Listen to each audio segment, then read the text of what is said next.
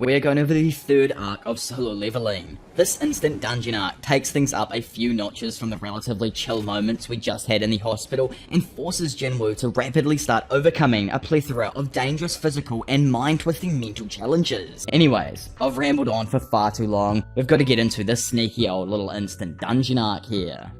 Navigating the grimy, dilapidated subway system of Hapjung, Jin's confidence plummets even further. An unsettling, putrid stench permeates the air, a telltale sign that a monstrous threat looms nearby. Abruptly darting down a dimly lit corridor, Jin gets startled as a colossal wolf hurtles towards him. Surveying the beast, Jin realizes that even facing a mere goblin would be a daunting task, let alone contending with this behemoth.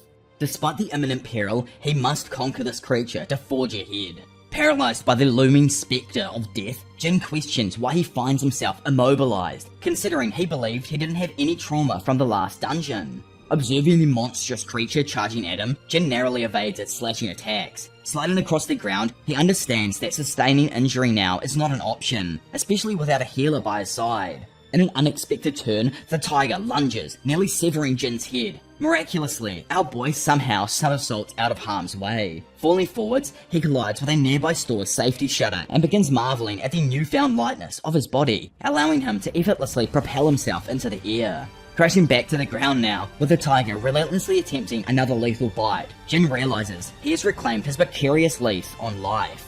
No longer willing to cower in fear, he clenches his fist, defiantly proclaiming that he won't succumb to death just yet. With a resounding punch, he sends the colossal beast hurtling through yet another nearby shop's safety shutter. Astounded by his own strength, Jin speculates that perhaps it stems from improving his initial strength stat. Yet, as the formidable steel fang resurfaces through the ruined shop, Jin acknowledges its superior strength and notes that fists probably ain't enough to take this thing down. Roaring in determination, he charges forwards, locking in and unleashing a barrage of punches like never before. Recognizing the futility of his attacks though, he swiftly evades, allowing the monster to crash into a nearby shutter once again. As the relentless beast rises once more, closing in on him with deliberate intent, Jin realizes the gravity of the situation. Overwhelmed, he makes a desperate dash in an attempt to evade the impending assault, but this time, his speeds fall short and the monster slashes open his leg. Trapped and frantically brainstorming, Jin grapples with the absence of healers, allies, or any equipment to aid in the fight. His only recourse is his own body. No mystical weapon with magical prowess to draw upon, just sheer desperation. Suddenly, a recollection surfaces, an echo of a weapon acquired in the double dungeon. Opening up his inventory, Jin discovers the presence of an item. Without comprehending why it's even there, he reaches into the screen and extracts the weapon. As he slashes forth, the once advancing monster is cleaved in two, revealing the blade to be none other than the same sword Kim had dropped in the double lair. In an unexpected twist, an alarm blares, signaling the defeat of Steel Fang Raikan and Jin's level up. Reflecting on the utility of his inventory, he wonders if he can store anything and everything in it. Feeling gassed up and garnering a new weapon now, Jin sees two more Steel Fang beasts approaching him and announces that he isn't afraid anymore. Pushing himself mentally backwards again though, the sword turns out to be lodged in the concrete floor, making it insanely hard for our weak D-ranker to pull it out. Grasping the opportunity to send Jin to the Shadow Realm, the Steel Fangs dive forth. Screaming and channeling every ounce of strength, Jin manages to dislodge the blade just in time. Spinning, he swiftly dispatches one beast, then attempting to maintain that same momentum against the other, the sword is sadly ensnared into the jaws of the Steel Raikan. Refusing to relinquish his sole weapon, Jin propels himself forward and delivers a forceful knee to the creature's stomach. In a rapid sequence, the freed sword slices through the beast, cleaving it in two. Pausing to contemplate the true strength of his current foes, Jin realizes that compared to the statues he encountered, these wolves are nothing more than fodder garbage. As the final wolf retreats, slowly sinking away into the shadows, Jin takes stock of his newfound abilities. The revelation draws upon him that he has unlocked a couple of potent skills. A passive muscularity skill now enhances his physical prowess, while an active sprinting skill empowers his mobility. The evolution of his capabilities truly signifies a turning point in his journey to become the one and only Himothy. When it comes, oh that was so cringe for me at the end right there, but either way, when it comes to ranking up a full level, Jin is able to see that every other stat will also increase by 1. Clearing a daily quest will give him 3 stat points, but the full level increase technically gives him 5. Assuming that it is more efficient to hunt monsters and level up that way, he curiously wonders how much stronger he actually gets per stat point. To him, it's odd. Even his intelligence and natural senses can be expressed in a number format. It was easiest to understand the increase in strength due to it being physically obvious. The increase was only 10 points, but the results are drastic. Pondering if the leveling system stays the same, he guesses the possibility of his stats being weighted. Pretty much, if you've ever played a leveling up game, RuneScape is a great example for this, but there is a ramp to how quickly one's level increases. For example, with old school RuneScape, being level 92 on a certain stat or skill is technically only halfway to 99. So, that's just an example of the ramp that goes on. So the more levels you get, technically more XP you need, blah blah blah, and so on and so on. If you're playing Power World right now, you full on understand that. Either way, Jin right now is assuming that this is probably how the tree skill is laid out in his world here. Standing up and just assuming that he's probably overreacting because he only defeated 2 monsters, he walks over to find them and finds that not a single one of them has dropped a magical core. From his knowledge, all monsters in a dungeon possessed a core, yet this place seems different, as if these beasts were a different species altogether. Reflecting on how he found himself in this predicament, Jin speculates that if he is truly under the influence of a game system, there's a high probability that these impromptu dungeons and their monsters were also generated randomly. As he picks up one of the beast's fangs and scrutinizes it, he entertains the possibility that the creatures drop items instead of cores. Strangely, a store is even presented to him within his own simulated screen. However, as he tries to figure out exactly what buying something does, his screen changes to tell him that his current level isn't high enough to buy anything from the store, which is pretty cracker. Instead, it asks him if he'd like to sell the item that he just picked up. Picking yes, a sale screen appears and reveals the worth of this specific item, which is 20 gold. Not knowing how much 20 gold even converts into, Jin contemplates its worth, suspecting that, given the dungeon's E-rank status, it might be negligible. His realization settles with the idea that he can't even depart until he finds the boss and defeats her, or locates a return crystal and can escape the area. Despite the looming concern of depleting his food supplies, Jin forcefully pushes the worry aside and keeps going forward. Acknowledging the formidable strength an E-rank boss likely possesses, he discards the notion of immediate confrontation. Instead, a fierce determination surges within him, to level up and grow even stronger in face of this momentous task. So, if you know anything about wolf packs and animals they hunt, they usually send out a few scouts ahead of the main pack. Turns out, the exact same thing has happened here, and as Jin looks down the corridor, a plethora of red eyes emerge from the darkness. Slowly pushing towards their prey, Jin tells himself that he no longer has anything to fear. After all, he's already died once.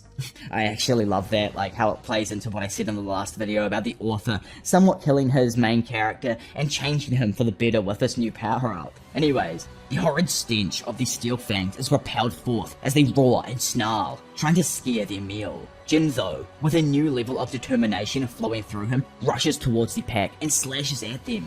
Initially, the wolves were able to dodge back out of the way, however, Jin clutches up and cleaves down 2 of them with one attack. Getting bitten from behind, he lashes out but sadly misses as the wolf darts back to form up with the main group. Surrounded by a bunch of glowing red eyes, Jin announces that he won't be dying that easily, and because that's the case, they shouldn't either, otherwise he'd feel sorry for what he has to do. Unleashing his newfound strength, Jin vanishes from sight as a light of blue energy darts around the room, fiercely cutting down anything in its path. He pushes his body to the absolute limit and levels up a multitude of times until he fully realizes that if he quits here, he will die. Not allowing that to happen, Jin annihilates another beast from the seemingly endless flow of wolves. Leveling up once more, he tells himself that if he dies here, he can't protect the ones he really loves. Walking forth, covered in blood, he knows that he can't just keep his head down like a weakling. Gripping his shaft, he screams out that if he truly can become stronger, he will follow all of these freaking rules to a goddamn T. Charging ahead down the corridor and probably dispatching a bunch more of them weak steel fangs, Jin levels up once more. Man's actually going crazy with the level ups right now. I know it's only the 6th level up probably in this chapter and everything, and it's really early on, but he definitely is no longer the weakest E-ranker. Surely by this point he's past that 70 strength E-ranker or whatever. Anyways, exhausted, but, man ain't done yet. Jin walks to the end of the corridor and turns left, only to see 20 or so steel fangs ready to pounce on him. Okay, it's raining outside now, so I really apologize if you guys can hear this, but it's been like a week and a half since I've been able to record, so I really want to record. But anyway, looking down at his cracked blade, Jin thinks it's getting a bit dull and all. In the end, no matter what weapon, it will inevitably lose durability. Even if he was to purchase a high-grade weapon, it becomes used after just a few dungeon runs. Once in the past, he paid for a dagger that cost more than 50,000 won. By the way, if you want like a representation of how poor Jin actually is, this is great. 50,000 won is like 40 bucks in America, so yeah, bro is cutting it close to the line right now with his finances. Although, like, hunting did become easier for him after he did obtain that dagger, it broke way too easy during the boss fight and he was only able to gain 3 E-rank crystals, which wasn't enough for him to recoup his losses. Since then, he's never brought a weapon again. Even if it was extremely hard, he chose to take care of his foes using his body. Looking at the weapon in his hands though, he thanks it. Due to him attaining this blade, Jin was able to take down every single Steel Fang Raikan and gain the title of Wolf Slayer. This prestigious title is granted to a hunter proficient in fights with wolves and gives them a 40% boost of experience against beast-type monsters. Accessing his inventory, Jin is astounded to find that he has accumulated 34 wolf fangs, 2 worn daggers, some traveler's clothes, and a special Hearthstone crystal. As he examines the Hearthstone crystal, contemplating whether or not he should use it to leave, he tightens the grip on the crystal, steadfast in his resolve to continue forth in the dungeon. Gazing at the worn subway surroundings, he speculates on whether the area might vanish if he activates the crystal. A possibility if this is some like form of time-limited event created by a random game, I guess. But still grappling with an incomplete understanding of what even like he's in right now, he feels as if fate is taking a hold of him. The dichotomy of advancing or retreating echoes within Jin's mind until he decisively opts to place the crystal back into his inventory. Pressing deeper into the dungeon's depths, Jin undergoes multiple level ups, realizing that with each advancement, battling the monsters becomes progressively more manageable. Having vanquished numerous monkey-like creatures and large feline beasts, Jin feels an unprecedented surge of energy. The continuous respawn of these monsters sets this dungeon apart from the norm, making them feel less real and more akin to a game with predetermined patterns. If Jin can discern these patterns, he believes he can anticipate their attacks. As a monkey then suddenly drops down from above and 2 large cats charge him from both sides, Jin deftly maneuvers his blade, skewering the monkey and executing a swift 360-degree slash that dispatches both cats. Another beast attempts to ambush from the side, but Jin's strength prevails as he sends the wolf tumbling into oblivion. Observing the Steel Fang's colour shift from orange to white, Jin grasps that the hue signifies the monster's strength against the user, white being the weakest, followed by orange and red. The wolves initially started as orange, but are now white, indicating Jin's significant increase in strength. Despite his enhanced prowess, Jin senses an impending challenge down the stairs ahead of him, and even his current strength may struggle to contend with it. Goosebumps cover his skin, and sweat beads on his brow as he gazes into the ominous darkness. He attributes his newfound awareness to his heightened sense stats, enabling him to gauge the monster's strength accurately. Checking his status screen and acknowledging a slowed rate of level increase, Jin realizes that his stats aren't rising as swiftly anymore. Aware that his blade might also give out if he uses it too recklessly, he casts aside his worries and strides ahead into the darkness. Love how he's like, I gotta be careful, but fuck it, I'm going forth either way. Descending further down the stairs, Jin encounters a deteriorated environment overrun by weeds and bushes, prompting him to question if this dilapidated scene is truly a part of the Hapjung station.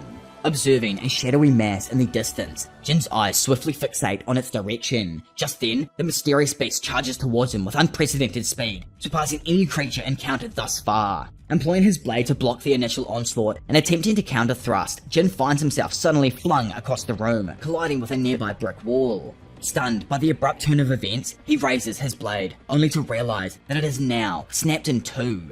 Stumbling down in frustration over this dire predicament, he had truly believed he had grown stronger. Still, as he looks forward, he notes that the name of this swamp ruler, Blue Poison Fang Rasaka, still remains orange. From what he's learnt so far, Jin understands that the impending battle is bound to be an extremely tough challenge. Hissing at Jin and baring his fangs, our boy asks if this beast happens to be the boss of this dungeon. Analysing the large snake that towers before him, it's pretty obvious that his broken sword is going to be unable to pierce its scales, plus punches won't be any good either.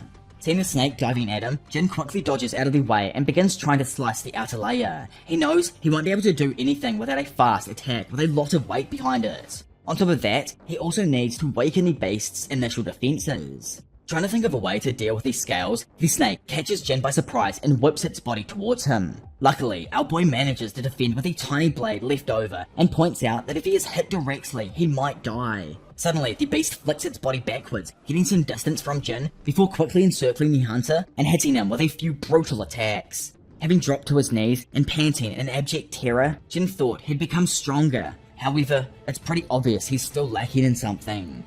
Wondering how much stronger he needs to get to escape from his weak past, Jin grabs his broken sword and dives towards the basilisk. Flashing away for a moment, back to where Song brought up the recent rumor regarding Jin's strength, he tells them that there are a bunch of people who childishly do dumb things, and if Jin wants to suppress the rumors, he needs to try and exert himself a slight bit more. Back in the instant dungeon, Jin's blade clashes with the giant snake's fang, and he somehow manages to redirect the snake's movement. Taking a knee and trying to regain his breath, Jin knows that his nickname stuck because he was weak. Yet, weakness isn't something that he can brag about. Slashing at the snake and screaming out that he already knows how weak he is, Jin begins thinking about all of the past moments that led him here. A pressuring force squeezing down on your head and forcing one to make them yield. No form of hypocrisy will protect you. Whatever the opponent does, pure strength will always overwhelm you, and fear will make your knees buckle and your toes seep into the ground. Jin was always ignored because he was weak, even if he had some form of knowledge or was considered smart or got thanks for his help. In front of strength, it is easy to be forgotten and betrayed. To overcome this, Jin has to get stronger until nothing, not even fear itself, shakes his core. Caught off guard, Jin is suddenly hit from behind though and sent crashing into a nearby pillar. Getting back on his feet, the snake rushes towards Jin, but he's just able to jump out of the way. Recalling the fear from the previous encounter and contrasting it with his present challenge, Jin propels himself forward towards the approaching beast, affirming to himself that fear no longer holds sway over him. Thrusting his damaged blade into the snake's side, Jin sprints alongside it. Swiftly reacting, the snake snaps towards him, but Jin skillfully evades the snake and, somehow reversing his position in midair, manages to take the snake from behind. Gritting his teeth and screaming out that he put all of his points into strength, Jin begins squeezing down on the snake and cracking its outer shell. Howling in agony, the creature convulses in sheer terror, flailing wildly and slamming our boy into every wall. Determined to not release his grip, Jin shouts for it to die, exerting every ounce of his strength he has remaining. Elsewhere, and back at the hospital I guess we are now, one of Jin's doctors inquires as to why he's been gone for so long. The receptionist tries explaining that he was going to be discharged soon anyway, but the doc knows a thing or two about these silly old hunters. Obviously, in this world, high-class hunters are extremely rich, but the lower-class ones don't get much money for the dangerous jobs they take on. With the doc not being a hunter, he's unable to fathom the terror that someone would find inside. Instead, all he sees are the results of failure, people covered in blood, looking completely ruined in comparison to how a typical accident would affect a normal person. Curious as to how they even survive, the reception asks if it's a form of miracle that allows them to return. Dismissing the notion, the doctor reaffirms an earlier revelation, explaining that even the most feeble hunters possess strength far beyond that of an average person. They are, in essence, monsters in their own right. Leveling up multiple times, like the true king he actually is right now, we discover a fatigued but incredibly elated Jin laughing out loud at his newfound strength back in the dungeon. Beneath him, the enormous snake lies defeated and sprawled out. Since Jin's defeated the boss of this dungeon here, he was granted Risaka's Fang, a dope-looking blade that can paralyze enemies, and a pouch of the beast's venom. Assessing the damage to his now tattered clothes and feeling this persistent ache in his body, Jin retrieves the new dagger, carefully scrutinizing it. A sense of contentment floods over him as he admires his new upgrade. As I had mentioned earlier, this dagger is crafted from a snake's fang, not bone. Its origin grants it a paralyzing effect, in addition to causing bleeding as well on the person who gets hit by it. Compared to his old one, it boasts over double the strength of that blade. When it comes to his other reward, the venom, Jin thinks that it's kind of awkward to use right now, so he decides to store it in the meantime. Immediately following this, an alarm rings out, announcing the completion of the domain and that the area will shortly return to normal. Flashing past, a blue sheet-like layer begins peeling back, revealing the true Hapjung station in pristine condition. Leaving the subway station now, Jin can't help but notice the lack of people and changing time of day. Randomly, a soldier asks what the hell he's up to. Confused as to what the hell a soldier is even doing in town, he asks what happened here, to the complete bewilderment of that said soldier. Examining him closer and seeing his broken sword and tattered clothes, the soldier asks if Jin happens to be a hunter. Getting confirmation that, he obviously is one, the soldier apologizes and offers to escort him to an unspecified location. Moving forth and looking at the destruction along with dead monsters in his path, Jin asks if these beasts were able to get through another gate. Confirming this, the dude explains that all of the ones in this area have been taken care of. It's just the final large beast that's left over. Snapping his head towards something and wondering if it's because of his new sensory stat, Jin knows that he can feel an overwhelming presence. In the distance, a beam of light swirls near what he suspects to be the escaped boss. Flashing over there, we see that a stone titan made up of a kind of blue energy is causing absolute havoc. Behind all of the current hunters battling this monolith of a boss, a few guards try warding off the public reporters. When it comes to those bystanders, they are honestly all just confused, wondering why it is none of them have been able to take down this monster yet. In the battle, a random hunter screams out asking for all of the healers to focus their powers on the tank. Replying that they're already trying their best, other hunters begin bickering, wondering why it is the DPSs weren't able to deal any proper damage themselves. Rolling up to the scene with the guard, Jin can't help but think they need to try and coordinate their attacks a bit more. Plus, what's even weirder is that all of them are low rankers. From what he can see, 8 are E rank and 1 is D. The D rank can't deal any final blows because he's tanking all the hits for everyone else, and that to Jin is why the battle is prolonging here. When it comes to the healers of this raid, 2 are D rank and 1 is B rank. However, that B rank turns out to be no one other than our girl, Ju-hee. Sadly, she is a bit traumatized after her last dungeon experience and is only just able to will herself forwards. Seeing this go down, Jin points out that it's been a week since the double dungeon. However, it looks as if Ju-hee wasn't able to overcome her trauma. Beginning to say that he understands, Jin stops himself and pulls his sleeves down while getting ready to overcome fear once more. Examining the stone boss before him, Jin thinks that it's most likely around D rank. This means that in comparison to the instant dungeon boss, this is a step down. Getting ready to launch himself at the boss, he knows that if he can just break its defenses, he'll have a chance here. He needs to land a single heavy blow that smashes through stone like it's not even there. Flexing and showing off all of the work he puts into that right arm on a nightly basis, Jin begins boosting it towards the boss. With everyone else fighting the boss, getting to the point where someone might actually die, the tank looks up to see something. Suddenly, the face of the stone boss is hit by a beam of light and its body begins to fall to bits, making the hunters assume that their attacks have started to work. Screaming out for all of them to push just a tad further, they watch as the boss crumbles to bits, utterly defeated. Confused, the tank wonders why it is that now all of a sudden their attacks worked, when for hours on end, nothing was.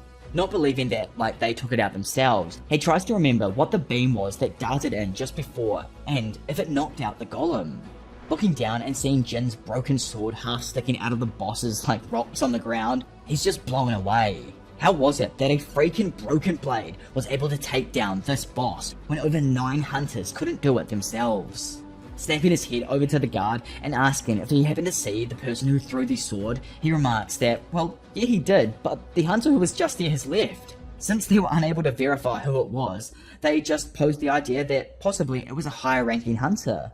Over with that said hunter, Jin didn't think he'd be able to actually knock it out in one go, and more or less presumed it was weakened first by everyone else. Nearby, and knowing that it was he, himself, Ju-hee starts mog-mogging over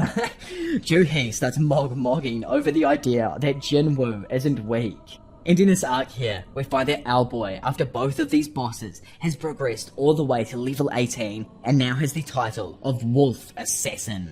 Which is actually pretty dope of a title. I think he had Wolf Hunter before, or I can't remember what it was exactly. I read it only 40 minutes ago when I was recording and stuff. I know this video isn't going to be 40 minutes. I stuff up a lot of my words, guys. Newsflash. I think most YouTubers do who record videos like I do.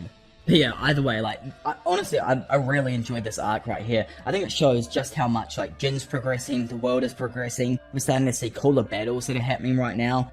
it's probably going to be this over and over again with like a bunch of different bosses in each arc. But at least, like, I'm hoping, you know, like, the series seems to be extremely popular, so I'm hoping that all of these bosses are going to be different and have their own unique ways that Jin's going to be able to defeat them and everything. Some of the reading is extremely easy at times, and like, the fighting definitely carries the series right now, but by means, like, it is actually good. I'm really enjoying it. If you guys also love the series and are enjoying the absolute hell out of it right now, along with the anime that is coming out, I will be able to catch up and probably overtake the anime with these videos pretty soon. I just need to, you know, catch up. I was moving for the last, like, week and jazz, so I couldn't really do too much, like, video recording wise and all that kind of stuff.